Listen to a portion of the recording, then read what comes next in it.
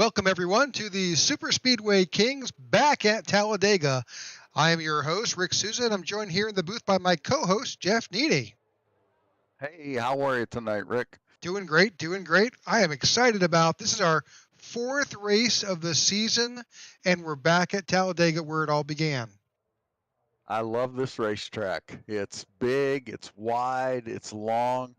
There's room to maneuver, and these guys are going to have a ball tonight navigating their way around this 2.66 mile track.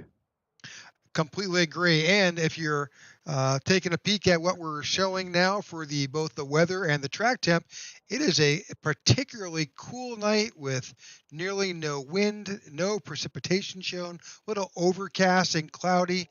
That all translates into a very fast track.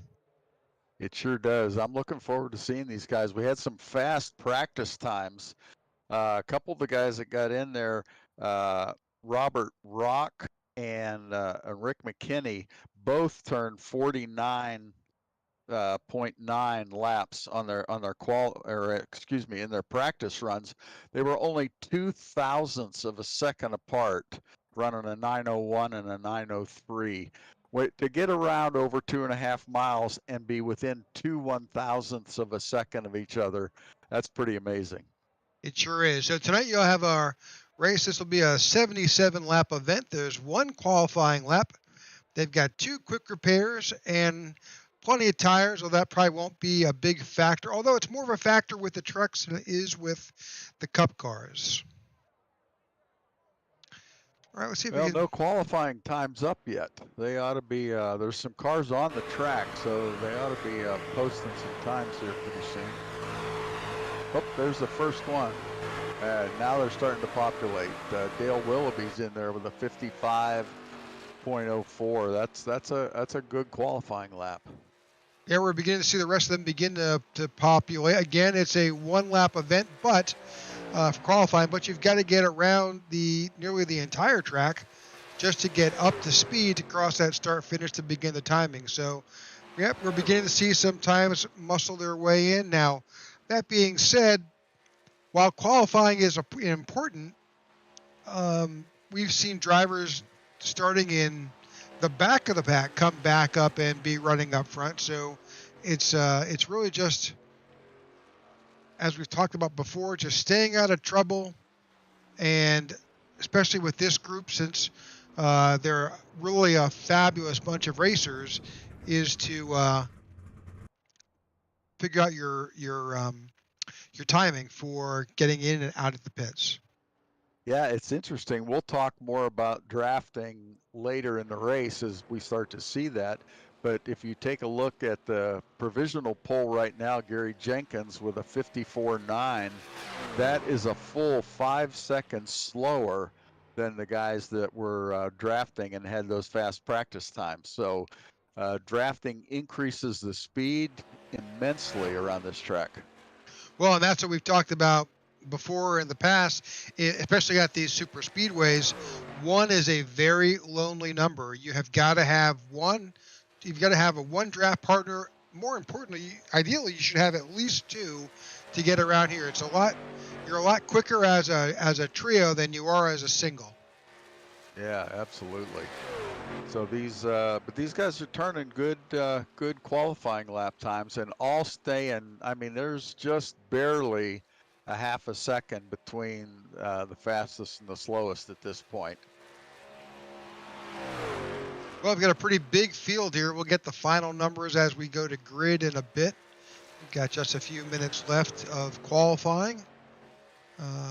We've got right now about 21 cars who have qualified, and there are more out on the track right now. Yeah, we just see the looked like the 58 of Mike Rimkus. We did see that. No, that was the 68. Yep, that's currently Marco Berube. That is correct, and I think that may be the end of qualifying. Okay. Marco Berube, one of Canada's finest. Here we go. Racing with us here in Talladega, Alabama.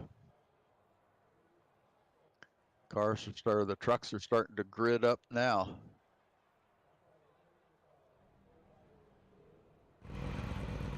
All right, Well, I so know you. go ahead. Go ahead. Sorry. Well, I was going to bring up our official grid for the for tonight's event. We've got Gary Jenkins on the pole with a 54.993. On the outside of Gary, you've got Rick McKinney in the 029, Gabe Butler behind our pole leader in the 88, Dale Willoughby in the 70 in the outside line. You've got Logan Helton. We saw Logan extensively last week in Daytona. He is in the 5th position. 6th is Jimmy Crow Jr. in the 39. You've got Robert DuPont III in 7th, Sean Stevenson 8th, Al Senna in 9th, and Tom Dixon in 10th. Rick Zebrans in the 11th spot. Sitting next to him is Dean Wilkinson in 12th place. J.D. Crow on the inside in the 5 car with Mike Rimkus alongside in the 58. 15th spot is Robert Rock, one of those fast guys in practice. And Mark Mann in the 04.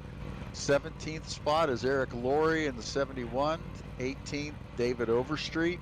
Then we've got Jimmy Reynolds in the truck 26 and David Bone in truck 33 in 20th place. In 21st, in the 29 car, we've got Luke Gray in 22nd position. We've got Marco Berube in the in the 68. In 23rd, Sebastian Marin, who is also car number 23. In the 24th position, Kevin Freese in the 25.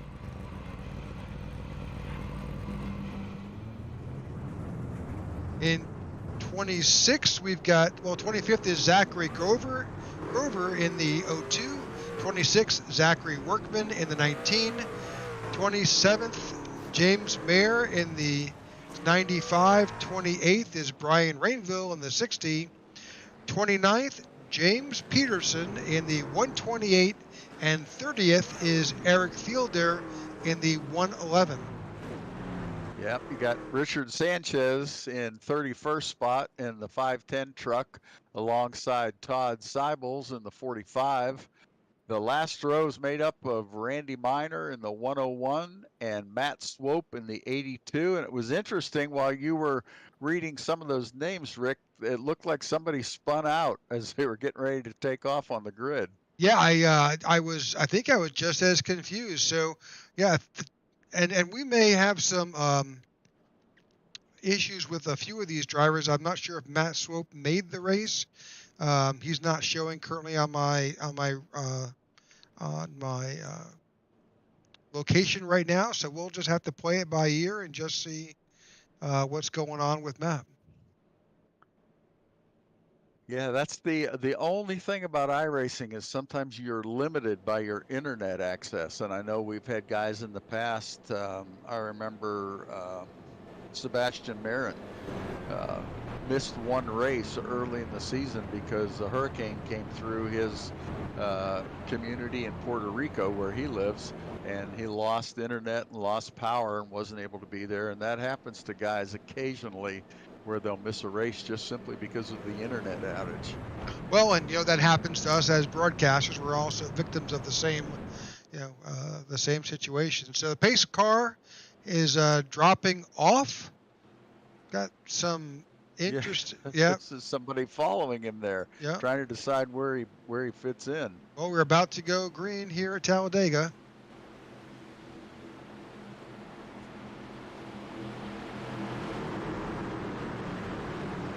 Like the 88. Green. All right, folks, we are under the green flag here at Talladega. Good organized start. Once the 88 got in line there, you see a car in the back part of the field switching lanes, getting down into that low line. It always seems like the low line runs a little better at first, but it's got some gaps in it this time. This is going to be interesting. Absolutely, and I'm sure we'll see that third line form. It's fairly typical here at Talladega. So thank you for joining us. You're joining the IWM Broadcast Network here, bringing to you the Superspeedway Kings here at Talladega, and there is the beginning of that third line starting to form up. Oh, there goes somebody to join him. You got 2 trucks out there now. So you're watching this Super Speedway King event. Super Speedway Kings are sponsored by Wow Video Tours, over-the-top graphics, and Fort Worth screen printing. Without those sponsors, these leagues like this on iRacing probably would not be able to bring you this type of broadcast coverage and the quality of racers like you see here tonight. I love watching these guys run. We've said it on every broadcast, but it bears repeating that these guys focus on super speedways in this league. That's all they run, and you can tell that they've done their homework and that they've done this before, because these guys know how to hold their line. They know how to run in a crowd, and this is pack racing on iRacing at its best. Yeah, and this is, it's this league focuses really on Daytona and Talladega. Now, I've been involved with some super speedway leagues that bring in the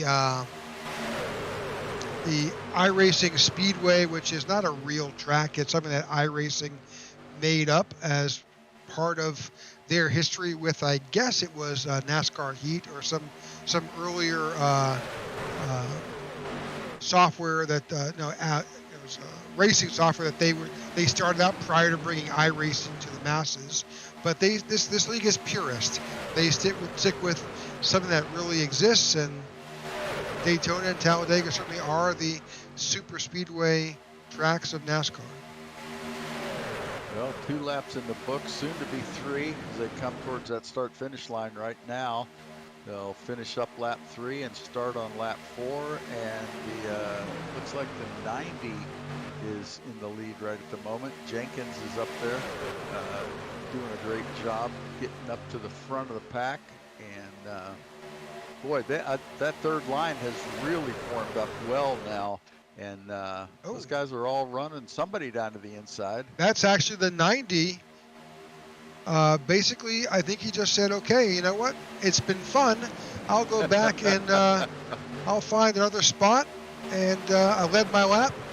It's all good. And I guess that's what we're seeing right now, where Gary Jenkins has basically said, I'm just going to drop back closer to the end of the lap. So we'll jump up with Logan and J.D. Crowe and Rick McKinney. J.D. Crowe is in the 5. Rick McKinney is in the 029, and the 63 of Logan Helton are showing this. And that was an aggressive move, wasn't it? Yeah, it sure was. You're going to see that's the 5 of Crowe, of Jimmy Crowe. All the way from the third line down to the first line. You're seeing it bailing out there. Yeah. I think it is dicey. I mean, these guys are racing tight. They're right there, battling close, and so it's close racing. It's fast. Try to bring up the dashboard info. We can grab Kevin Freeze and see what going to get us sealed. This should give us, so we're basically following. This is Kevin Freeze in the 25. It's showing us his miles per hour. Yeah, we were talking with Jimmy Crowe before the race, and Jimmy was pointing out Kevin Freeze, just an incredible racer, iRacing, 5,000 points iRacing rating, so that's pretty amazing. I've never seen and probably never will see 5,000, but man, good for him. That's great. And Jimmy said that he mentors some of the other guys in the league and other racers on iRacing that he's sought after as kind of a coach, so to speak. Yeah, that's absolutely great, and that's part of that camaraderie and fellowship that you do see here with iRacing. So pretty amazing. So we're seeing some nearly 190, and we'll see faster because he's actually running at the front of that pack. Sometimes you'll find faster cars behind him when they're doing the pushing. Yep, the 63's up there leading that inside row, and that's Logan Helton. We talked about him, like you said, quite extensively last week. Just a great racer, a young guy. He's only 18 years old, but talk about iRacing ratings. Logan's is over 6,000. So some of these guys have been doing this quite a while and doing it quite well all at the same time. So we've still got our 3 lines formed up. The outside line has really not been, kind of been not quite as organized as those lower lines, but it's all good. So the low line is currently being led by the 25. That's Kevin Fries. Behind him is the 63 of Logan Helton. That middle is the 23 of Sebastian Marin, and behind the 23 is the 70. That 70 is driven by Dale Willoughby. Behind Dale, I think, is the 27. That 27 is Sean Stevens.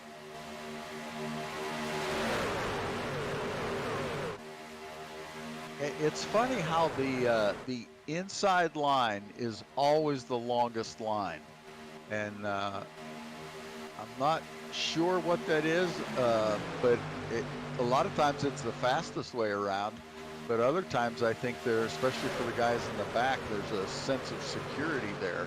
If something happens in front of you, you've got a lot more room to maneuver. Well, I think I completely agree. And you know what? For a lot of drivers, it's that visual guide of that yellow line that absolutely is helpful in maintaining where they are. The outside line, you've got pretty much the wall and the line beneath you. So there's the margin of error gets pretty scary. Yeah, you bring up a great point there, Rick. The view from inside the cockpit of these trucks is quite limited, especially if you're in the middle of that pack. You can see out your windshield, but you can't see much beyond. Now, in this case, we're in the front row, so you got a good view of that open track in front of you. But as those trucks come around and get close, it just really narrows your vision down to where you can't see much.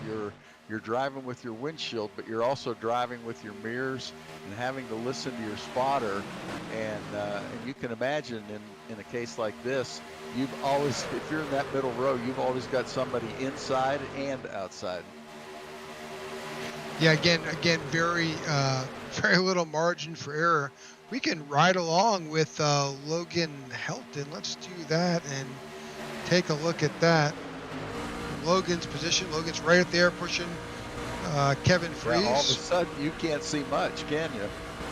Exactly. Your field of view is completely dominated by not only the car in front of you, but by the car on the outside.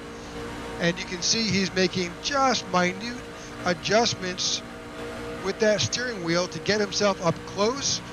But you don't want to be jamming your nose against the bumper of the car in front, because you'll wind up upsetting him, and sometimes backing off is the better way to go and restarting that push.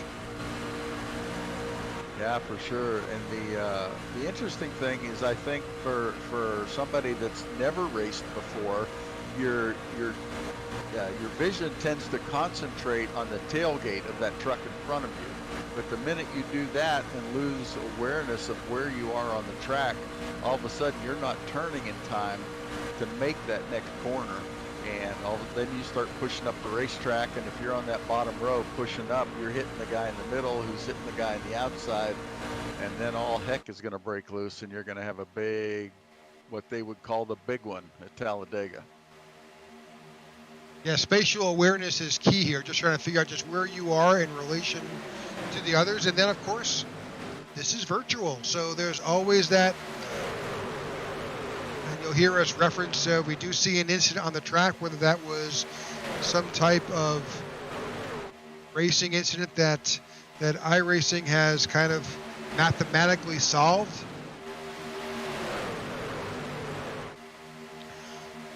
So here we are. Sebastian Marin has jumped out in front of the 25 of Kevin Fries, and he's got the 39 of Jimmy Crow behind him.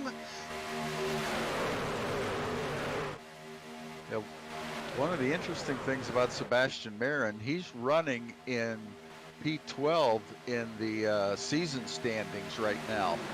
But so that's a good result already. Just 3 races in. This is our 4th race already in P12. But he's done it in 2 races. He's the one we talked about earlier that missed a race early in the season.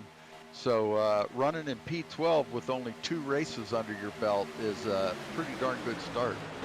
It sure is. So you've got the outside line, which is currently being led by the 63 of Logan Helton. Behind him is the 02 of Seth Groover. Behind Seth is the 27 of Sean Stevens. Yeah, all those guys in that 3rd line decided, you know what, it's too early to be running this tight of a pack. So let's find our way into line somewhere else and ride along here for a little bit. So we're 14 laps in of a scheduled 77. I say scheduled because you never know. There could be a green-white checker at the end if there's an incident. But right now we've got 64 laps to go. We're going to check our notes. I'm guessing that we should be looking for green flag pit stop somewhere about lap 25. Does that sound right? When I talked to the guys prior to the race, they felt like their strategies were going to be somewhere between 21 and 23. I think they can go 25, but I think that they're going to, you know, sometimes you find yourself in a spot where you can't get to pit road because the trucks are so tightly jammed. If you're in that middle row, it's tough to get down and get to pit lane. So sometimes they end up running an extra lap or 2 to get in position. But fuel strategy, they're going to go for somewhere between 21 and 23. Yeah, this is certainly not checkers. You've got to really think ahead a few laps to figure out just where you're going to be and how to get there, based on what your gas gauge is telling you. Yeah, exactly. Some of those guys in that middle row are starting to think already about when do I get down to that inside line, because they all have to get there at some point to be able to make that pit stop. So if you're out front and you're running in the lead, a couple of things are happening. One, you're burning more fuel. So if you're out there leading, you're burning through a bit faster through that tank of fuel that you've got here. So you're maybe looking a little bit sooner to go onto pit road. Secondly, you're doing 190 miles an hour, so you've got to figure out, how do I get down to 55 or 65 miles per hour to get back on pit road? And that is a big adjustment. You'll see guys lock them up. You even see guys in the Cup Series in NASCAR. Last Sunday, I remember, forget who it was, if it was Eric Jones or somebody, locked it up coming to the pits and just ended up skidding sideways, got a speeding penalty, just adding insult to injury. So it's tough to go from that 180, 190 mile an hour all the way down to 55. Well, and you'll see that same on, iRacing replicates all of those same penalties and timing zones here on its pit road. So we could see that here as well. So we are at lap 17 of 77.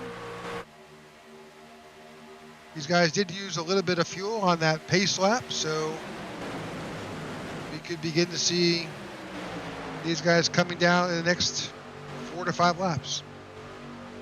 Yeah, you can bet there's some chatter on those team radios in Discord about, okay, when are we going? Who's going with me? I'm going here. Who's going to follow me?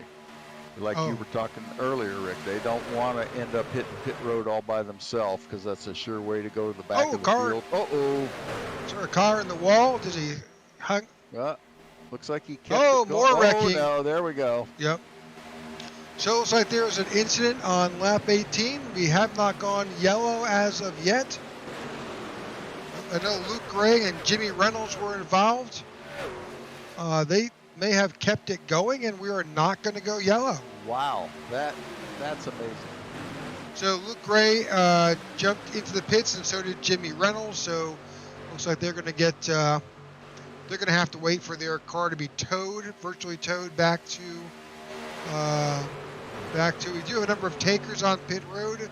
James Peterson, Randy Miner, Todd Siebels, Dean Wilkinson. We've got a number of guys who are, I think, at the tail end of the pack. We can take a peek and see what's going on pit lane. We've got some guys who come in. And but the safety car is still sitting there. Yep, it sure is.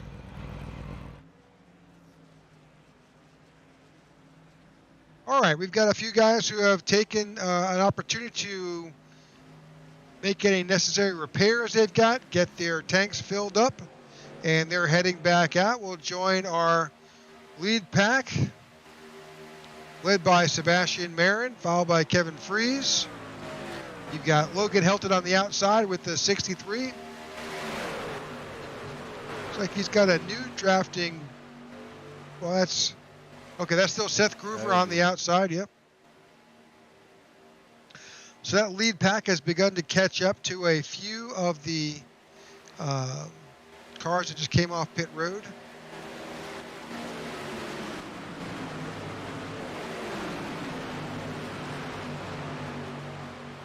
Whoa. 55 looks like he may be coming to pit road. Yep. Number of guys. We're going to see a few takers for sure. I think he may have just dropped out to avoid getting run over. So we've just got one that looks like that's Al Cena in the 85 that has dropped onto pit road, as well as Edward Fiedler in the 111. So there's two guys have dropped onto pit road here on lap 21.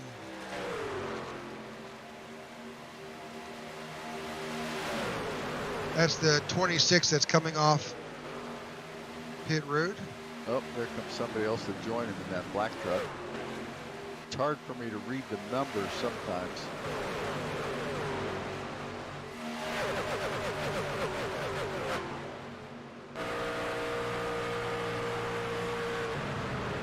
All right, we're on board. This is Sebastian Marin. We've got the whole gaggle of guys coming in here onto pit road.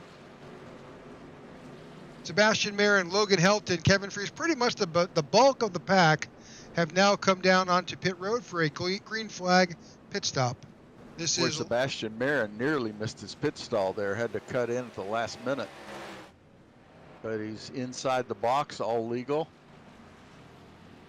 Back out again, all four tires.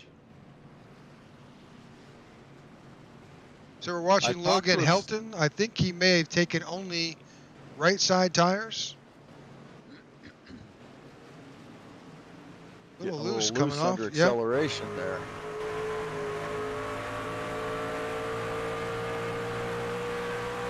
There's a 23 trying to give him a push. Sebastian Marin pushing him on the apron on the access road.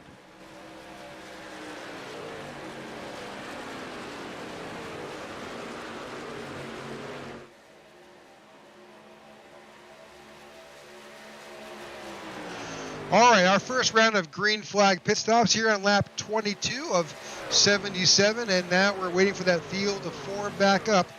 Most of these guys have come out with a drafting partner or two or three, and so we'll just see how that all shakes out. A couple of folks are on pit road now. Eric Laurie in the 071 and David Overstreet in the 46. We'll see them coming out. Jimmy Crow Jr.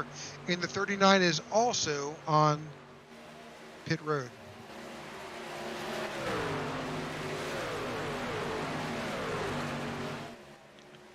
Right now you're watching Logan Helton and the 23 of Sebastian Marin.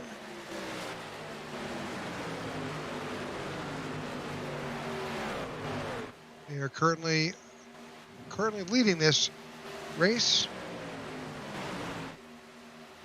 This will be interesting to see how things form back up again, because right before all the pit stops, we had everybody in two lines all packed up together, and now we've got little packs all over the track, and somehow these guys will find their way to getting back together again. Well, you just saw that. That's the 25 of Kevin Fries, Robert DuPont III, J.D. Crow, and Rick Seabrans just caught up to Logan Helton and Sebastian Marin and are now a pack of six, which my guess will be we'll see a group break out and start forming up that second line.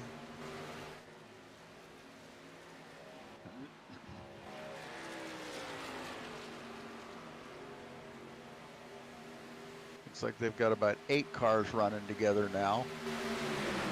And you're right, sooner or later, looks like 23 was looking there for a minute. See if anybody, they kind of stick their nose out, see if anybody else sticks their nose out behind them. And a good indicator that they'll go with them.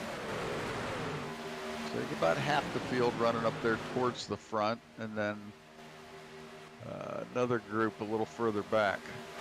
I think that's the 0-2 of Seth Groover that kind of just poked his nose out, looking for some help. Just got himself a drafting partner. Looks like the 101 Randy Minor is running. He's getting ready to be lapped by the pack that's coming up on him. He's out there running by himself, and there's no way he's going to be able to keep the speed that these guys have as that second line starts to form up now. Yeah, right now the lap times are somewhere around 50.9, somewhere in that. And, currently, if you're a single car, the 04 of Mark Mann is running around a 55. So, unfortunately, 5-second difference. Yeah, Randy Minor is running a 55.97. So yeah, nearly 6 seconds. So there's a great example of this league. That's the 101 of Randy Minor. He sees that pack coming. Instead of sitting there and basically being an obstacle, forcing them to go around him, he took the gentleman away approach. He moved up to the high line and allowed those leaders to come around, and he's able to jump back and grab the tail end of that lap. So now that will leave him in a very good spot to catch a lucky dog should we get a yellow flag here at some point.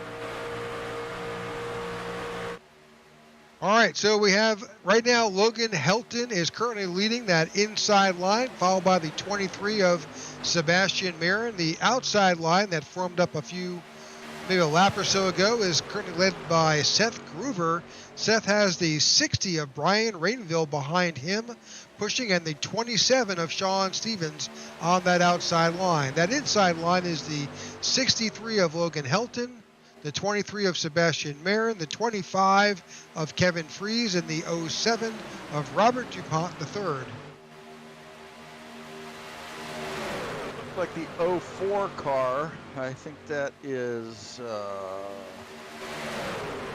Mark Mann, is probably the next one in danger of being lapped. He's running by himself out probably a short straightaway in front of this lead pack. That's Mark Mann was the champ in season 5. He's running in 11th in the championship standings right now. So that's not a place that he wants to be for very long. He wants to try to somehow get around and get caught back up. If there's no yellow that comes out soon, he's going to end up having to do what we just saw, and that's let the pack by and jump in on the tail end and race for the lucky dog. And certainly Randy Minor does not want that to happen either, because he'll supplant him as the potential lucky dog. Exactly. So as we get a little bit closer, when that does occur, we'll try to jump back in one of those lead cars and watch that from a little bit different perspective, and you can watch and see just how that overtake happens. Yeah, when you were talking about the speed difference between those running solo and those running in the pack, somewhere in the 5-second neighborhood. I mean, when you're running 50-second laps in the pack, it only takes 10 laps to be completely lapped to get a full lap on you. So they're catching him at a pretty good pace. He's going into 3 right now, and they're just about to go into 3. And there they go. So you can tell they're getting close to him and going to catch him in the next couple laps. Let's jump back into some of the other battles here on track. We'll jump back with, this is the second group that was right behind that lead pack. Got the 071 of Eric Laurie, the 411 of Tom Dixon, 33 of David Bond. And starting this group, that's the 85 of Al Senna. Behind Al is the 88 of Gabe Butler, the 171 of Robert Rock, the 58 of Mike Rimkus, the 90 of Gary Jenkins, the 46 of David Overstreet, the 19 of Zachary Workman, who is currently leading the points, if I'm not mistaken. James Mayer in the 95, the 510 of Richard Sanchez, and the 55 of Dean Wilkinson. Following Dean, you've got the 128 of James Peterson, the 111 of Eric Fielder, the 029 of Rick McKinney, the 45 of Todd Siebels, and the 04 of Mark Mann in our order. So getting back with our leaders.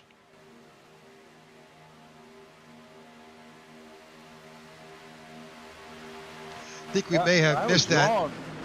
Yeah, I was wrong on that a little earlier. That the 23 was out in front, but he was still on the lead lap. So either that or I misread the. No, well, no, we were talking about Mark Mann in the 04. He did get. Oh, that's right. We Okay. thought it was going to happen in a few laps. It basically took a lap, and so we kind of missed them running up on him. And the 04 has kind of ducked in behind. He's on that low line behind the 23 right now of Sebastian Marin. That'll teach me to watch this little map in my sim racing app, because they once all the cars get so close, then they get all jumbled together and you can't tell which one's which.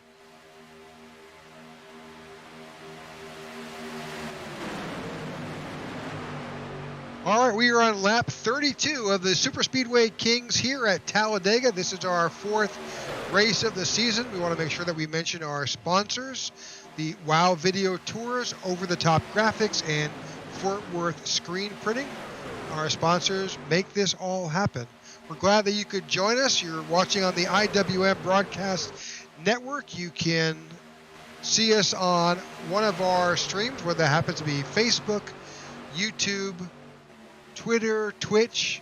All we ask is that you like and follow along, and you'll get updates not only with the Super Speedway Kings here on Tuesday nights, but we've also got a Wednesday night event with the IWM, with the iRacing Oregon Motorsports League.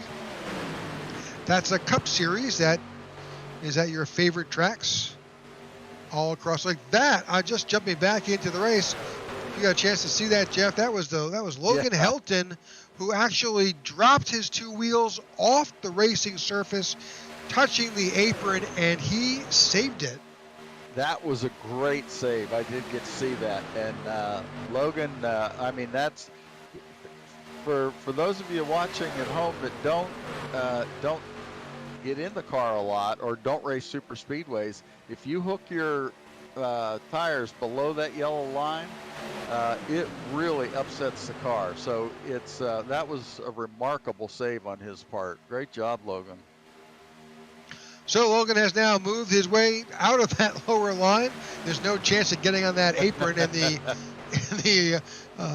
middle groove there. So he jumped up there and used that and leveraged that to move back in front and lead this race. Pretty smart move there. That was, slide up into the middle row to there was a run coming. He got in front of the run, let them push him out in front, and then slid back down in the lead on the inside line. That was some good driving. All right, so we are at, again, lap 35 here. We are approaching the halfway point. Yeah, we're also approaching, we're probably 4 or 5 laps away from another round of green flag pit stops. Which should be hopefully a little bit easier. We can seem to have this, we've now broken up. I think let me bring up the track map to kind of get a feel for how spread out we are. So you can see on the track map, we kind of have 3 groups broken out. You've got the lead pack led by the 63 of Logan Helton. You've got the second pack They're about a half a straightaway back, with being led by the 85. That 85 is Al Cena. And then you've got that third pack, which is being led by the 55 of Dean Wilkinson.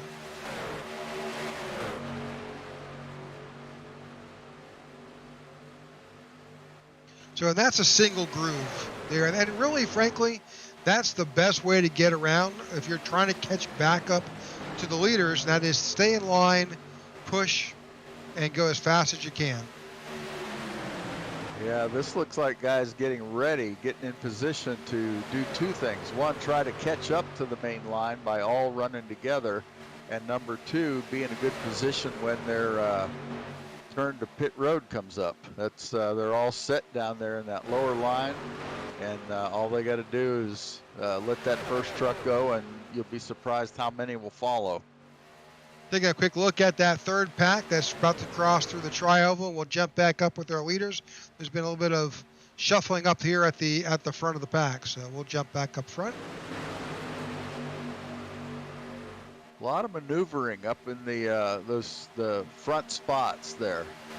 Well, we've seen 63 and 23 moving around a lot. Oh yeah, we've seen Logan and Sebastian on the low line, jumping up to the high line. That puts the 27 of Sean Stevens kind of in control of that low line. At this point, he's got the lap car of the 04 behind him.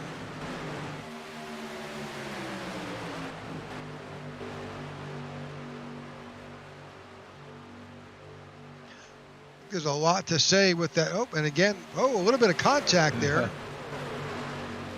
3 wide. Like Logan started to come down and then realized there wasn't enough space, that Sebastian had a good run going. Heads up driving to stay out of his way.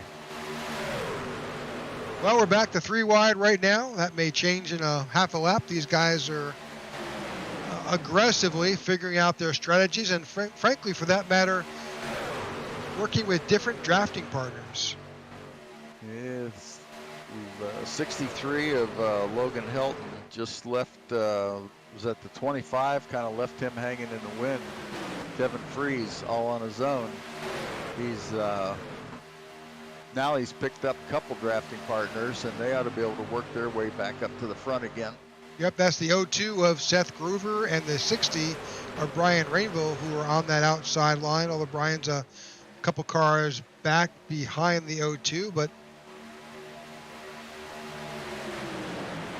we've seen that 63 and that 23 of Logan Helton and Sebastian Marin working together, although they've dropped and moved around each other a little bit as they've made their way through these 39 laps, but they seem to always find themselves back with the same dancing partner.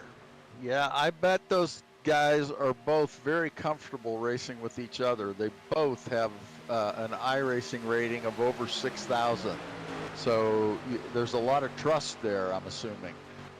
They know that the other guy's not going to do something to jeopardize both of them.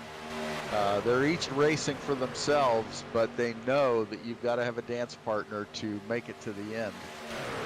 So we just finished lap 40, and my guess is we're going to begin to see very soon. Okay, we've already begun to see that last pack of Dean Wilkinson, James Peterson, Rick McKinney, Todd Siebels. They have come in. That's probably a wise move on their part. Get in, get their lap and their pit stop done, because it's going to be a gaggle of drivers coming in any moment now. Yep. One driver peels off all by himself. That's unusual. I think he had a feeling somebody else was going to join him. I think that was 101. That's Randy Miner who did that. But now we're seeing the 171, the 85 of Alcina. The second pack is now beginning to work their green flag pit stops in. Yep.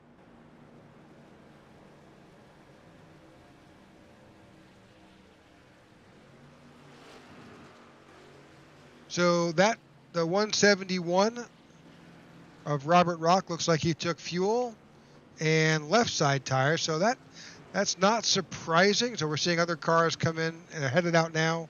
We'll go back up with our leaders. They are all lined up and ready. I wouldn't be surprised to see them pull off either this lap or next. I have a feeling it's not this one, though. Yeah, they may have. It may not be this one. So we're expecting our leaders to come down pit road momentarily. They were definitely due sometime in the next. Yeah, they've got about 20 laps. Most of them have about 20 laps on here, so they've got a couple laps of fuel left. They could carry it on a little further, but they're in a good spot right now. Pit road is pretty well cleaned out, and they're in position. They could all just come down at once, or they may break it up into two. We'll see. Part of the challenge is here, especially coming in with a large group like this, is to figure out whether you're coming in and you're going to go high, you're going to go low. Oh, here we go. There they go. So we're seeing a lot of drivers come down on pit road, trying to get stopped. Ooh. A little bit in the grass with the 04, with the 4. That was Rick Seabrans, I thought. 23's in his pit, getting left side tires. We'll keep an eye on the 63. We'll see what his strategy is. Right now, it's just fuel, not tires. Yeah, several cars in that line that we saw took left sides, probably took right sides on the last stop. And by doing that, they can save themselves several seconds. 63 to 23 back out in first and second, just like they went in. Whoa. Car spun. Whoops. Hopefully he'll get that back underway without causing a caution. That would not be so easy putting on fresh tires. Those tires aren't hot yet, they're cold, and they come out of there. You give it too much gas coming off of pit road, and that thing will go around quickly on you. That was David Bond. Let's see if we can go back there and see just what happened with David. Yeah, that's him in the Skoll car. He came down and almost collided. Looks like he crossed over the yellow line, barely missing the 411, and kept it together with a little bit of minor contact with the wall. Yeah, let's hope that doesn't affect his aerodynamics too much. All right, we are on lap 44. We've seen pretty much the entire field make their way through their round of pit stops. A few more drivers who are coming out of the pits. You'll see them there, but we're back underway. So Logan Helton continues to lead the race. He's followed by the 23 of Sebastian Barrett. Let's run our top 10 down here. Get the 27 of Sean Stevens, the 07 of Robert DuPont III, the 25 of Kevin Freese, the 4 of Rick Seabrans, the 02 of Seth Groover, the 5 of JD Crow. In 9th place, you got Dale Willoughby in the 70, and 10th is Brian Rainville. So interesting to see the way these guys pair up and run together. They understand the way that the draft works. They understand what the responsibilities are of the truck that's pushing and being pushed.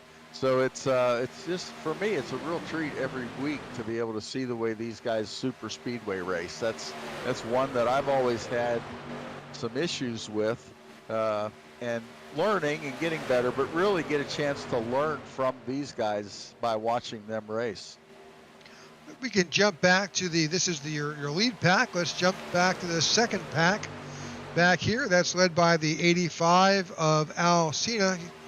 With that group is the 510 of Richard Sanchez, the 171 of Robert Rock. Brian Rainville is back there in this pack, and the 60, the 58 of Mike Rimkus, the 411 of Tom Dixon, the 19 of Zachary Workman, and the 46 of David Overstreet.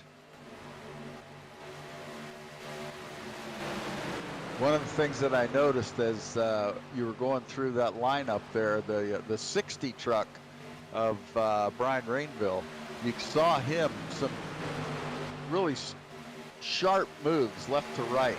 And one of the things that's so tough is when you're racing in a pack like this, you're kind of fixated on that truck in front of you, trying to keep just the right distance, keep tucked up as close as you can without banging into them and causing them to lose control.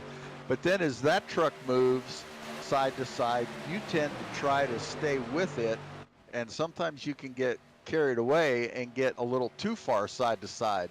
And we saw that 60 truck do that a little bit there, but that is so easy to do. And a lot of credit to these guys for the way they're able to move around in their lane, but still stay in their lane. So you're watching now the 90 of Gary Jenkins back here in 20th. Behind him is the 071 of Eric Laurie. He's in that John Deere truck.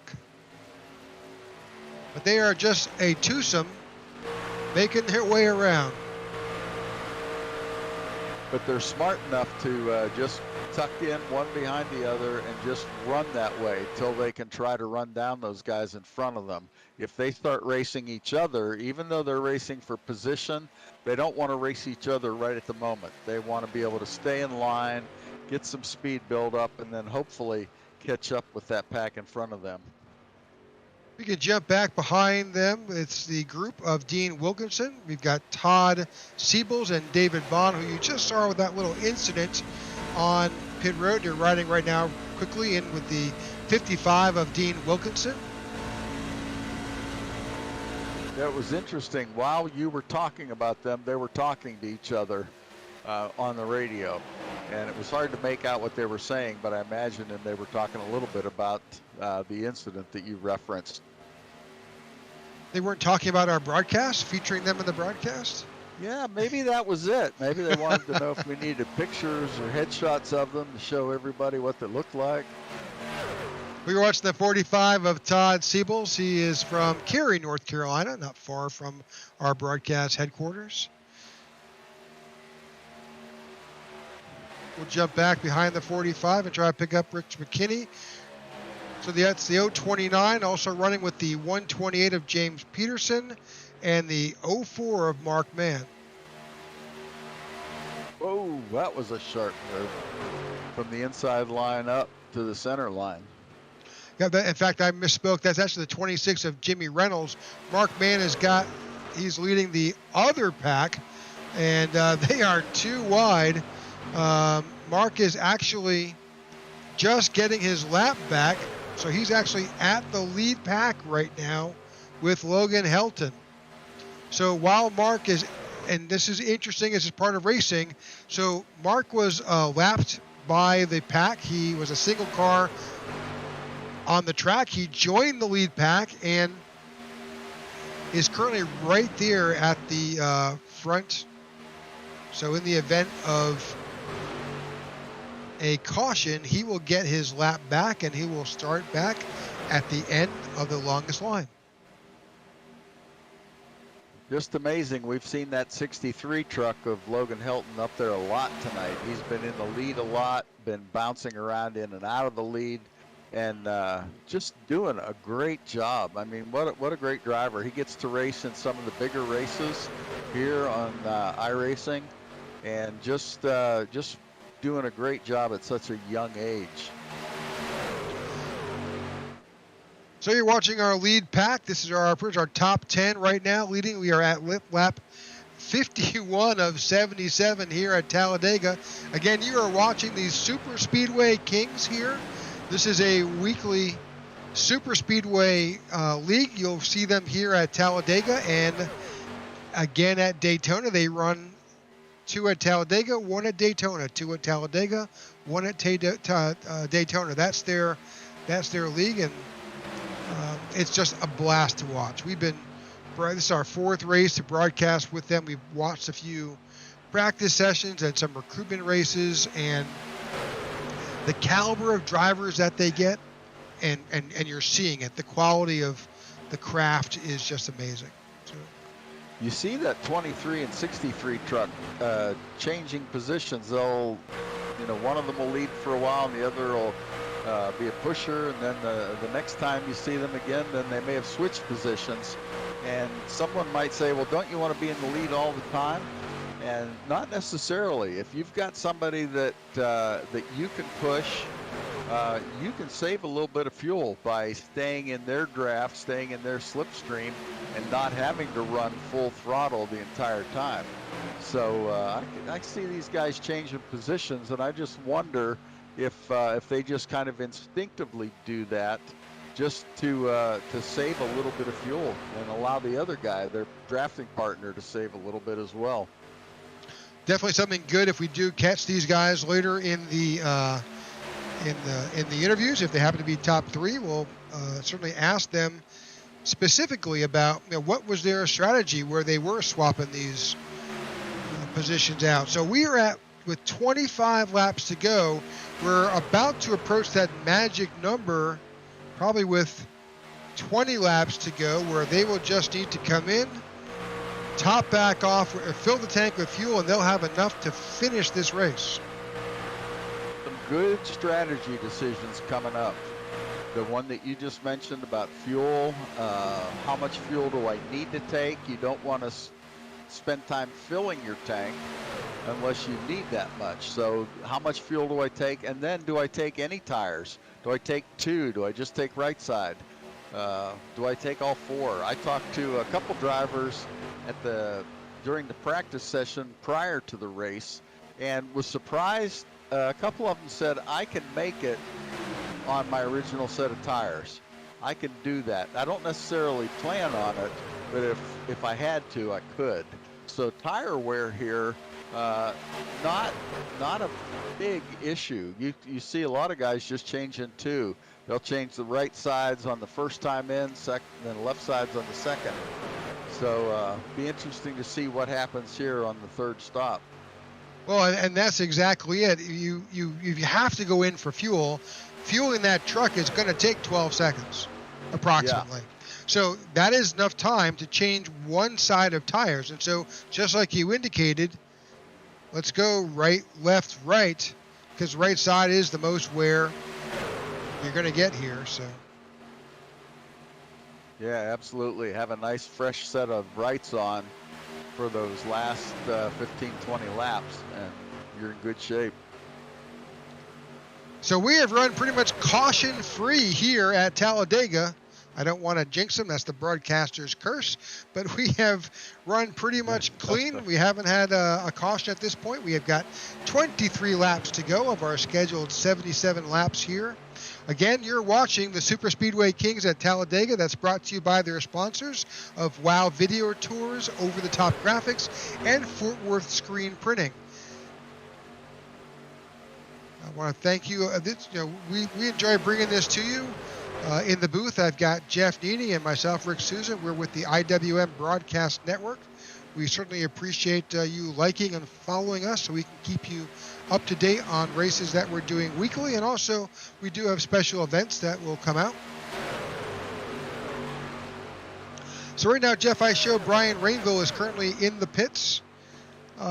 Definitely, I'm assuming that is his last pit stop, and we're probably going to see the rest of the field begin to make their way down, probably in the similar order we saw last time. That last pack jumped in early. We then found the middle pack came in, and then the lead pack came in last. Yeah, it looked like Marco Berube may be... No, Marco's out for some reason. Got a few trucks that are showing up as out here. Yeah, I think that there may have been an issue at the start there with Matt Swope and Marco Berube. But Jimmy Crow was still showing in the pit. I think Jimmy had an incident. Yeah, Brian Rainville disconnected. So not sure what happened there, but he's out as well.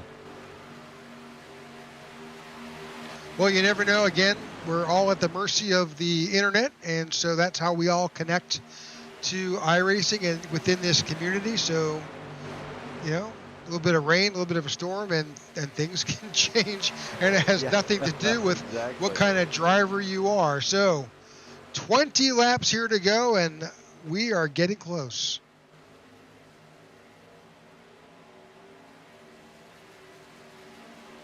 I lost my audio feed there for a second. Let's see if we can get it back. Yep, I hear you perfectly fine at this end. There we go. Yep. Okay. Still 23 and the 63 trucks up in the lead there. Along with them, that looks like the 04 or the 4 of Rick Sebrans up there as well. Let's jump in the in-car camera of Rick Sebrans and get a view. I'm expecting to see these guys start to come in the pits soon.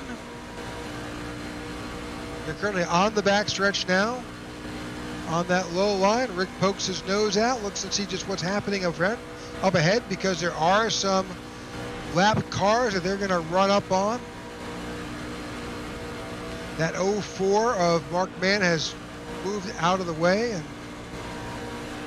and yep, you are seeing pit stops.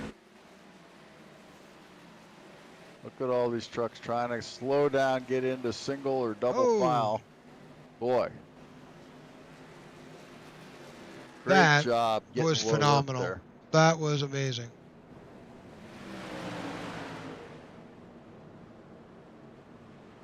'07 of Robert DuPont. He just drive through about 20 pit boxes there. iRacing, though, has made it a little bit easier for these trucks to pit by allowing them to drive through one another if they're in the pit box area. So, based on that pit strategy, they just took whatever fuel they needed to get back out on the track. Yeah, that was quick pit stops there. That was amazing. So we're getting information that stop from Logan Helton was an 8.85. So that was just, they put in just enough fuel to finish this race. Yep. So pit strategy. Yep. So now we're seeing the 85 of Al Senna, Robert Rock, Mike Ripkiss, Tom Dixon, Gabe Butler, and Richard Sanchez coming into pit road. We've also got Mark Mann and a few others, Jimmy Reynolds, Randy Miner. They're making their way off pit road now. So that was a great shot showing the speed difference between the cars on the track and the cars slowing down for pit road. The overtake right there is just amazing. So with 17 laps to go, we'll see how this all shakes out. The folks that are showing in the lead, that's James Mayer, Zachary Workman. We're seeing them coming in now for their pit stop. Oh, 19 got just a little bit sideways.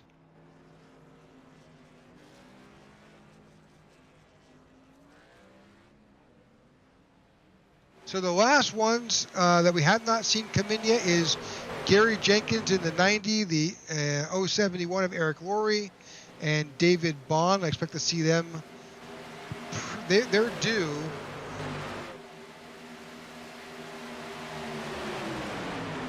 And they're just got run over by Logan Helton and Rick Sebrans on that outside line.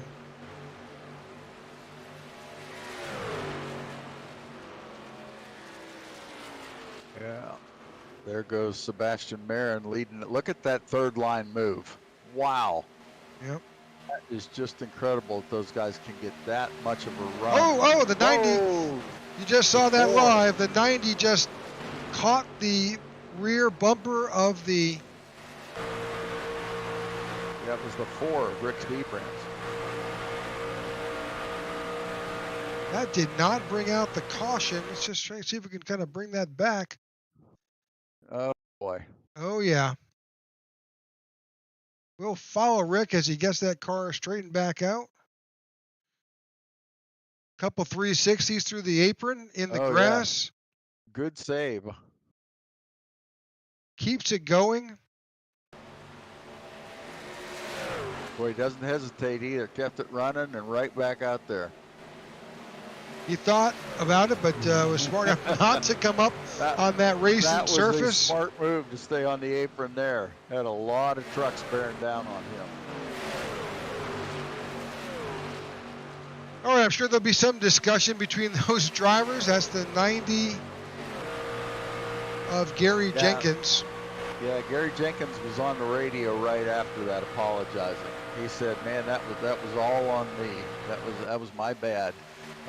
Good sportsmanship among these guys. I like seeing that. We've all run in those races where, you know, somebody makes an honest mistake and everybody else is just cussing them out and chewing on them and everything. But these guys, they race clean, they race professional, but when somebody makes a mistake, they're usually pretty good sportsmen about it.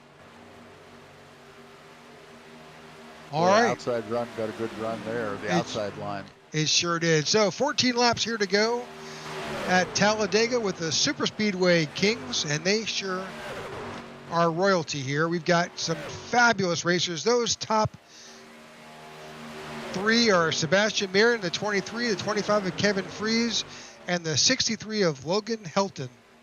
Boy, we just had a great example of what the draft does. You have the 63 at the 27 in that outside lane, and they start getting a good run. And then the 27 pulls out, sticks his nose out to the right side, thinking about starting a third line, and all of a sudden just sucks that 63 truck back. And he just can't keep up with the leaders at that point till the 27 gets back in behind him. And here they go again, getting a nice run up to the front. But they've got to stay together to make that run work. Yeah, one truck, two truck doesn't work nearly as good as three. And it's really the aerodynamics. That truck in front is cutting through the air at 188 miles an hour. That leaves a bit of a vacuum for the car behind to kind of move up and help with that airflow, and thus 2 and 3 move way faster than 1. Yeah, the 27's moving around on the 63 quite a bit there, and it slows that center line down.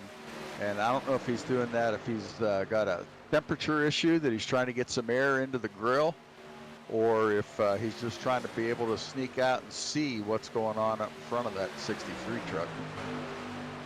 Well, that's the 27 of Sean Stevens. Let's see if we can do an in-car with Sean and go to their in-car camera. See if this will tell us anything here. So he is right there up on the bumper, and then he kind of sticks his nose out.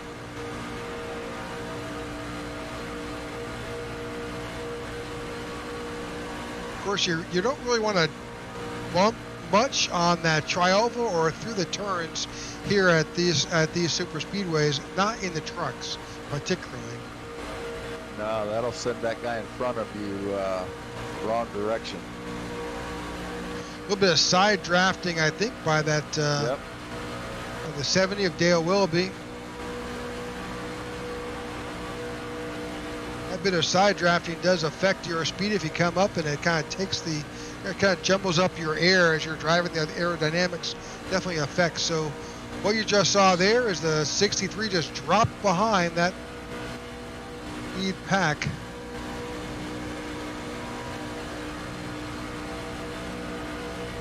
Now they've got another run going now here. Let's see if they can keep it going.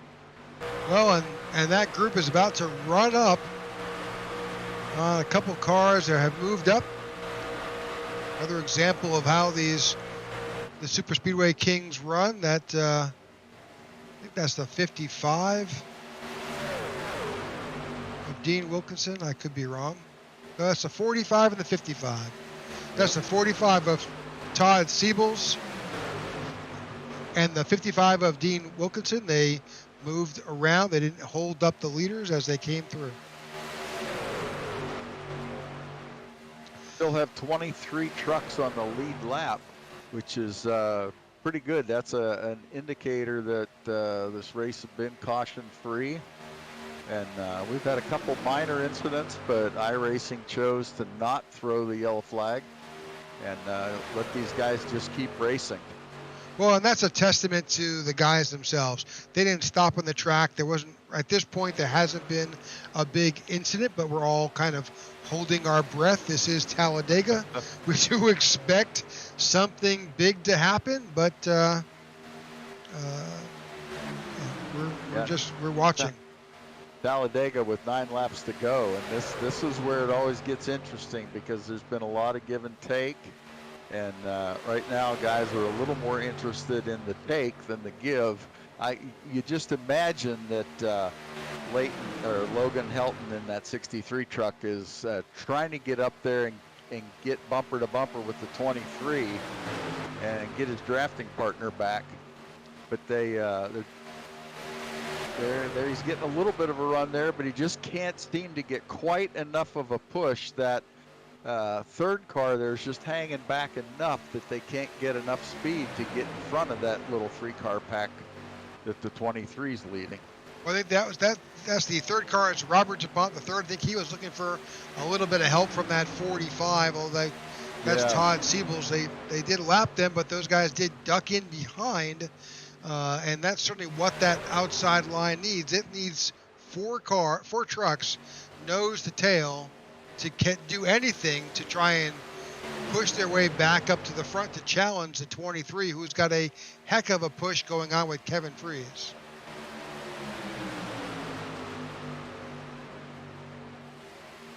Oh, trying to get a lap truck there. That's Courteous stayed up to the outside, let those guys race their way by. That's the 26 of Jimmy Reynolds. That was great sportsmanship as he dropped to the outside there, let them through.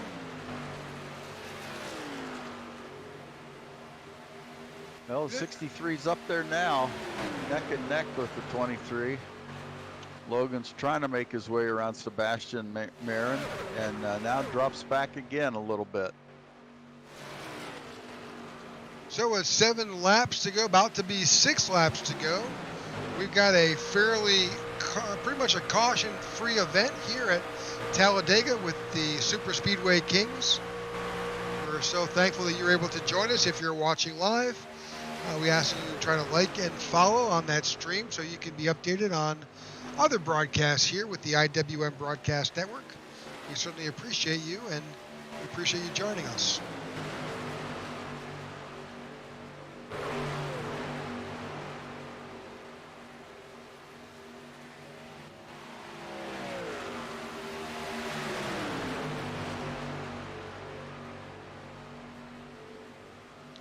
So what do you think, Jeff? Coming up to 5 laps to go. This somebody's going to have to do something different. I've heard the definition of insanity is doing things the same way and expecting a different outcome. And right now they've been running for 10 or 15 laps just like this. Nobody willing to go out on a limb, try something different. But that's what it's going to take for anybody other than the 23 to win. Somebody's got to step out. Somebody's got to take a risk. And 5 laps to go. That's got to happen sometime soon. It'll usually happen with 2 or 3 to go, but sometimes every now and then they'll get crazy a little early. But these guys aren't the crazy type. They can be aggressive, but they're not crazy. So it'll be interesting to see exactly when somebody makes a move, but I can just about guarantee that somebody will. So this is caution. Caution. It's like Tom Dixon and Mark Mann may have gotten together.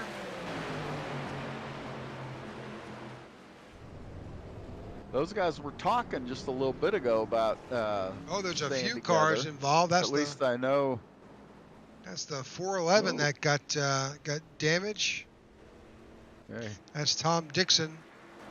Let's try to go back and see just what happened originally here.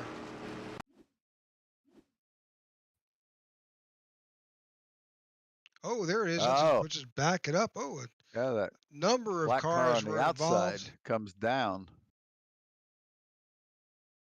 See if this will help us here. Try and figure out just what we see. I think it's right behind that. Oh, there it is. Okay. Yep. The red truck comes up.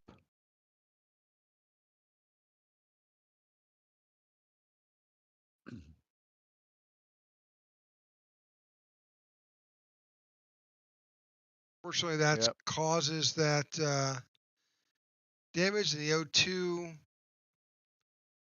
Yeah, you're just seeing as we are.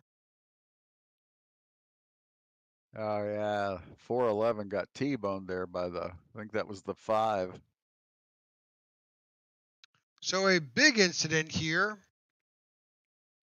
with just Boy, and a they're few wrecking laps to everywhere. go. They are. So a lot of cars involved, and yep, this is the big one. We've talked about it. All And right. that group of cars was on the lead lap too. They were the tail end there of the lead lap. Some of them I think may have been a lap down, but majority of them were. You're seeing a lot of wounded cars making their way onto pit road. Now, this league has a a quick repair, which will allow them to. You'll see those cars magically, all that damage disappear, and they'll be able to get back out there with that repair. They'll probably change some tires because that doesn't happen under your quick repair. Just the car gets repaired, not the tires.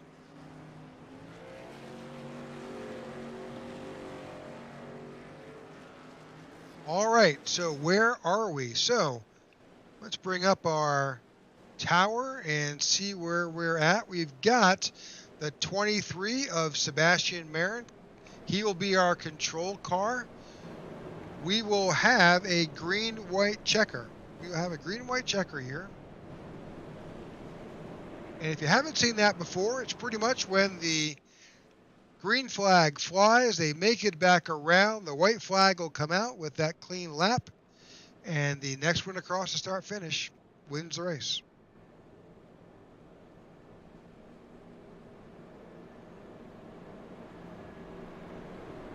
All right, so I think the timing tower's got it straightened out. I think we're going to have Sebastian Marin in the control car number 1. We've got on the outside should be Logan Helton. Kevin Freese will be, I think, behind Sebastian, and Sean Stevens, the 27 on the outside behind the 63. Kind of what we saw earlier in that pack. So we'll see how this goes up. Interesting. I was just listening to Jimmy Crow on the radio talking about why they don't use admin cautions in this league. They rely solely on iRacing cautions, and the gist of it is that way there's nobody can complain favoritism. It's all done by the iRacing computers. They have certain protocols where they throw a yellow and they don't throw a yellow. And sometimes it doesn't make sense to us, especially when we're driving. We always disagree with the call if it doesn't benefit us, and we agree with it if it benefits us. It's just human nature. But Jimmy explaining to the guys that, hey, we don't do admin cautions because, which for those of you that may not know, Jimmy, as the leader of the league, is an administrator on the league or an admin, and he has the ability to throw a caution himself if he thinks it's warranted. But he chooses not to because he wants it to remain fair, remain impartial, and put those cautions in the hands of iRacing.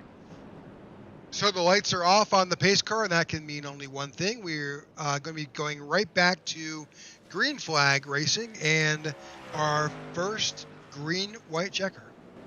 Yeah. Let's hope it's the first and only. Let's have a good, clean race to the finish here and not let it be dictated by an accident of some sort. Well, we're in our first caution of the night, which happened to occur with 3 laps to go. So 23 of Sebastian Marin is our control car. We'll see if Sebastian can hang on or if the 63 of Logan Helton can find a way to take it back, or the 25 of Mark Freese, or Kevin Freese rather, can pull the upset. We'll see. It could be anybody's race at this point. That's right, and we've seen those 3 trucks up front a lot here at the end. Or excuse me, all the way through the race. We made comments before about the 23 and the 63 pushing each other, and here they are in first and second. But but being first or second doesn't guarantee that they're going to be first or second across the line. It's anybody in the front of that pack. It's anybody's race at this point. All right, the pace car has dropped off the racing surface. We're watching the 23 of Sebastian Marin take us to the start finish here at Talladega. It's not right at the apex of the trioval. It's a little bit farther down.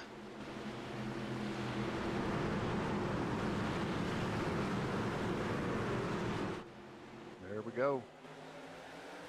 Here we are, green, green, green. Love the sound of those motors spooling up. So we talked about caution, we talked about conservative, we talked about respect, we talked about all these attributes with 2 to 3 laps to go. Some of that is now a matter of risk and reward. Somebody slid up across Logan's nose there. We are see what truck number that is. We are 3 wide, and the 23 of Sebastian Marin is being pushed by the 25 of Kevin Fries, pushing him around. That outside line has now formed up solidly. We hadn't seen that since the beginning. The inside, that middle line of the 63, that's the 95 of James Mayer, who's currently in that middle line. They're coming to the stripe. He's going to get a good push from the 63 truck of Logan Helton. Let's see if that's enough to get a run to get those guys up near the front of the pack. This is the final lap. We are down. We are 4 wide here at Talladega. We've got lots of slicing and dicing. They thought the better of that. We're back to 3 wide. Coming into entering turn. Oh, they're wrecking. They're wrecking. But this is just how it will go. We'll follow the leaders around. The 23 being pushed by the 25. There is carnage and craziness behind them, but they are going to survive. Looks like the 02 of Seth Groover has, and a challenge with a 25. Let's see. Oh, contact. I think at the last second, Sebastian Marin may have pulled that off with the 25 of Kevin Fries. We need to go back and watch that. It almost looked like both trucks tried to side draft each other. Oh, here we go, little face off. All right, let's see if we can get another shot back at that.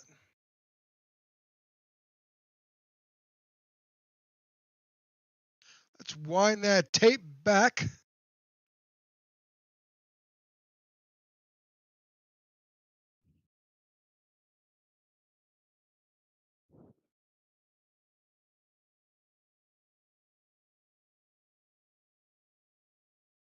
They're side by side. 25, 23 comes down. It's like that almost looked like a net code deal there. Sure did. Let's see if we can do a better. Let's back that up just a little bit.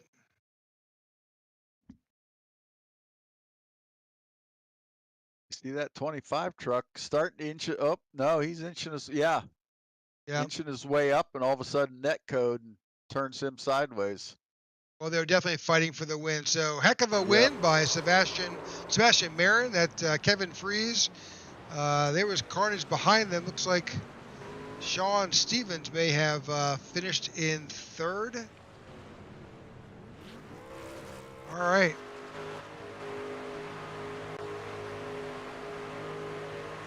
Okay, heck of a finish. And we're watching the 23 of Sebastian Marin celebrating his victory. Fun with it. He is. Oh. Looked like the 25 trying to spoil the fun there. All right. Yeah, my results page on iRacing is way off. I don't know what happened there. Well, what we're seeing. There we go. Refreshed.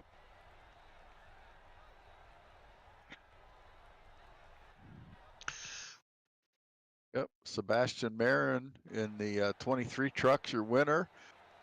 followed by Kevin Fries in the 25 and Sean Stevens in the 27, making up the podium.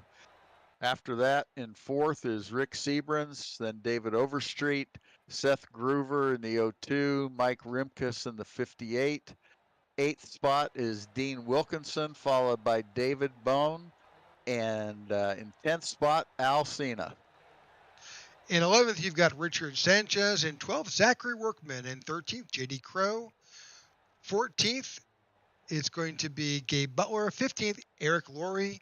16th, James Mayer. 17th, Dale Willoughby. 18th is Logan Helton. In 19th, you've got Gary Jenkins. And 20th, Robert Rock. Tom Dixon takes home 21st position in the 411 truck, followed by Robert DuPont III. Luke Gray, Randy Miner in the 101. Todd Siebels is in 25th. Rick McKinney in the 029, followed by Mark Mann, Edward Fielder, James Peterson, and rounding out the top 30 is Jimmy Reynolds in the 26 truck. In 31st, Brian Rainville. In 32nd, Jimmy Crow Jr., and the folks in 33 and 34, that's Marco Berube and Matt Swope, I believe they had some connection issues at the start of the event. So, well, let's, did we expect anything less? I don't think that was that. I expected more yellow flags than that, I got to tell you. And there may have been a couple times where if I was the starter, I would have thrown the yellow, but iRacing didn't. That was not a league decision. That was an iRacing decision. And so I think we had one heck of a race tonight. The guys kept it very, very clean all the way to the end. And then, as predictable in a plate race, all heck broke loose. Got it. Let me see if I can bring our third place finisher. That's Sean Stevens. Let's see if we can reach him on the radio and pull him into the broadcast booth. Sean Stevens, congratulations. Welcome to the broadcast booth. Thank you, thank you, thank you. That was a wild finish. Yes, it was. What did things look like from looking through your windshield, Sean? Well, at the drop of the green, I could not stay behind Logan. I don't know what it was, but the truck would not stay behind Logan, and I couldn't push, and I ended up dropping back. So, and then I was just hanging on, waiting for the big one to happen. Yeah, we in fact, we were talking about that here in the booth. We saw that there was a little bit of a struggle there for a while trying to match up with his bumper, and it looked like you were looking for a better way to push him, but it just never seemed to get exactly there every time. Yeah, I could not do it. I don't know what it was. It just seemed I'd get up to him, and I was all over the place. I couldn't hang on. Were you having a heating issue, Sean? Because a lot of times we see you sneak out to the right and then come back down in line again. Yeah, later on in a run, it got real hot. It was blinking red on both the water and the oil. So I was out there and tried to keep it low. Well, you did a great job. Congratulations on your third place finish. Any shout outs you'd like to make? Yeah, give a shout out to you guys up in the booth. Great podcast as always. To Jimmy Crow and SSK for letting me do this. And my wife for letting me do it too at night. That's a great thing. Smart man. Yep, there you go. All right, that is your third place finisher, Sean Stevens. And let's see if we can bring in Kevin Fries. Kevin, welcome to the broadcast booth. Congratulations on your P2. Thank you, guys. Hope you enjoyed it up in the broadcast booth. Oh, how could you not? You guys Absolutely. put on one heck of a show, start to finish. We were marveling on more than one occasion about the draft you had going with Sebastian there, and really with Logan as well. You guys were just really working that lead pack well. Oh yeah, it was a fun race, especially on the high side. Logan and Sebastian trading the lead back and forth. then I was like, guys, just wait for me next time. Yeah, it's a shame that Logan got caught up in that incident at the end there, but it was just a great show to watch. And part of the time I found myself being not only the broadcaster but just a spectator watching you guys race. It was a lot of fun. Yeah, it was fun. We had that front group there really did a good job on the pit stops. It's a shame those guys didn't make it to the end. I thought maybe they would have a run back at us, especially if I pulled out a line like I was going to on Sebastian there, because it slows us down big time. Well, we saw you guys battling at the end there, and maybe a little bit of net code, maybe a little bit of dooring at the very end there, but you definitely were battling. We thought you had it there. It was close. Yeah, you got, when Sebastian comes up here, you got to ask him why he door slammed me. Just gotta do it. Okay, we may phrase it slightly differently, but no, you got to put it just like that, just like that. Okay. Oh, that's funny. That was a great finish, though, seeing you guys. It looked like your truck started to come up just a little bit, and then as you got close to Sebastian's 23 truck, it did look like netcode that all of a sudden turned you sideways a little bit, and that's what got you guys. Yeah, and then iRacing decided that he was going to be the truck sliding in front. I'm like, Yes. come on, Right. give me a little bit here. Maybe he knows somebody in executive leadership over at iRacing. Yeah, I'm sure he does. Just a child. All right. So any shout outs you'd like to make tonight? Yeah, thanks to all the drivers for. I know there was one dust up that may have been caution worthy, but overall, great race, good battling up front, and it's always a fun time when I'm able to come in here and run these races. Well, we look forward to seeing you again. That's your second place finisher, Kevin Freeze. Excellent job by all these guys. I just it's interesting to follow this and see the one of the big stories out of this race is going to be the yellow flag situation. Who, what did they throw? Who threw it? What was it? What was the reason for it? Why didn't they throw it? Sometimes is as big a story as why did they throw it. Sure. Let's see if we can get Sebastian, our winner.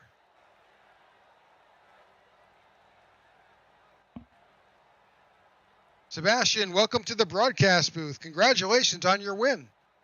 Thank you. Appreciate it, guys. That was a wild finish. Yeah, it was there with my teammate. Obviously, a little bit of netcode kind of changed the outcome of the race. Looking back at it, I felt like that was his win. I was just trying to get as close as I could, and I never touched him, but the iRacing gods just decided to netcode, and it gifted me the win, which, I mean, I'm not going to be disappointed with the win, but not at all. Obviously not the way I want to do it. At least it was against my good buddy Kevin, so I don't think it's going to be any hard feelings. But probably the next time if the roles repeat themselves, I know he's not going to push me at all. So. Kevin told us, he said when Sebastian gets to the booth, he said you ought to ask him why he door slammed me. Oh, I know. That's what he said. He told me that before you guys moved. I wasn't trying. I mean, it would have been nice to body them when we were, door to door. But he was so far up that I didn't want to touch him because it would have turned him. Yeah. But the netcode there obviously made it worse. So I didn't mean to, but Yeah, we watched that in slow motion on the broadcast, and it was obvious netcode. There was no contact at all. So that was just good, clean racing with you guys. Yeah, I love racing with Kevin. He kind of has the same mindset as me. We're very aggressive. We try to be calculated. So I know it's going to be a little upset that it ended that way. So I know he'll probably try and repay it back eventually. But yeah, I'll take a win any day. Well, it was great to watch you guys battle, and we could tell you can watch and you can see the give and take between the drivers, and so we were just it was so much fun to watch. So yeah, it was racing up there with Logan, Seth, who was up there earlier. I know them are really good racers, so had a lot of confidence racing hard with them. And I was figuring out who I was, being able to tandem with. So Kevin could push me really aggressively, while others couldn't really push me that much. It's finding the right partners to have with you at the end of the race was kind of what I was doing there at the beginning of the race, and I kind of wish it went green all the way. To be honest, I feel like it would have been interesting then, but I mean. Yeah, Logan Helton got taken out in that last yellow flag, and I was hoping that you guys would get back together because you pushed each other so well for the majority of that race. Yeah, I run a lot of tape, so I was able to suck up to anybody, so I could push pretty well. It overheated quite a bit. Just that last restart, they never had that third truck. It felt like every time somebody got behind them, they would go 3, so it would stall them out. And then Jim and Logan are teammates in another league, so they're good friends. So Logan was a little upset that he ended up turning James. So, but hopefully we can continue racing hard. Hopefully we see him here more often because he's usually part-time in this series, but it's good to have him here because I know how good he is. Well, again, congratulations on your win. Any shout-outs tonight? Yeah, I'll give a shout out to Jimmy for putting on this league. This race was a lot of fun, really good racing. I'll give a shout out to you guys for broadcasting this series. Really appreciate it. You guys coming on board for this season and hopefully more. And I'll give a shout out to the guys I was working with tonight: Kevin, Logan, Jimmy Reynolds, James, Rick, and Anthony. We're all in a chat, just messing around, having a blast. So I want to thank them. All right. Well, that is your winner. That is Sebastian Marin, and we congratulate him on his victory tonight. That's right. Great run by these guys. And once again, just a excellent example of good, clean, aggressive plate racing.